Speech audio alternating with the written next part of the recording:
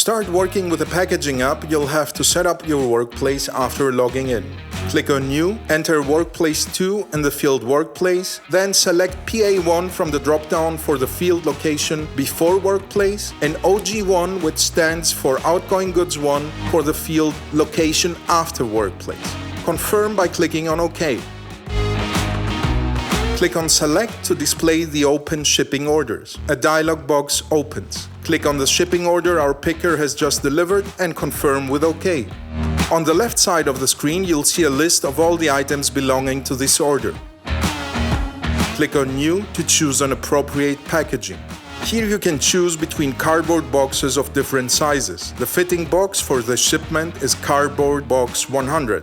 Select Cardboard Box 100 from the drop-down and click on OK. The cardboard box shows up on the right side of the screen. Our packer takes a folded cardboard from the packing station and unfolds it. Then he places the items in it. Click on the first item on the left side to select it and then click on Pack in the middle of the screen. The packer takes the first item out of the picking card bin and places it inside the cardboard box. He'll repeat the process with the other two items. Click on the second item on the left side of the screen to select it and then click on Pack in the middle of the screen. Now the packer takes the other two items out of the picking card bin and places them into the cardboard box. He closes the box and seals it. The package is ready for shipping and our packer finishes the packing process. Click on Close Pack, confirm with OK, and now you can close the packing web app.